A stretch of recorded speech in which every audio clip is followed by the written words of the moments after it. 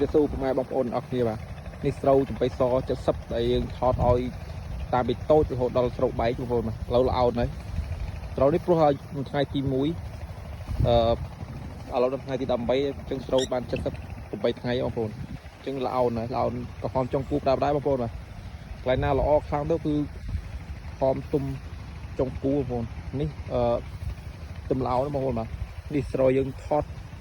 ពីនៅតូចបងប្អូននេះឥឡូវដល់ស្រូវបែកហើយបងប្អូនទៅល្អដែរបងប្អូនបាទនេះល្អហើយអត់ដឹងថាទិន្នផលវាយ៉ាងម៉េចទេចាំមើលទស្សនាទាំងអស់គ្នាបងប្អូនចាំដល់ពេលយើងប្រមូលផលដឹងណាបាទបានអីចឹងណាបងប្អូននេះ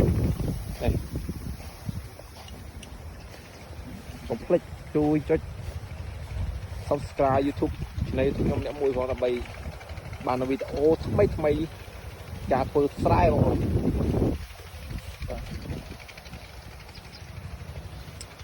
បងប្អូនបាទខាងនេះវិញទូលហើយហើយស្តុកទូលអស់ហើយចោលខ្លាំងពេកទូលអស់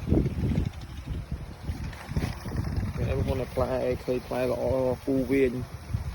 តែចាំមើលទិន្នផលវាយ៉ាងម៉េចយើងអត់ដឹងបងប្អូនព្រោះតែធ្វើលើកទី1ដែលធ្វើអញ្ចឹងណាបងប្អូនបាទកុំភ្លេចតាមដានទាំងអស់គ្នានៅពេលប្រមូលផលមួយជួយចុច Subscribe Channel YouTube ខ្ញុំអ្នកមួយនឹងទទួលបានវីដេអូដែលយកផុសរាល់ថ្ងៃអញ្ចឹងណាបងប្អូននេះ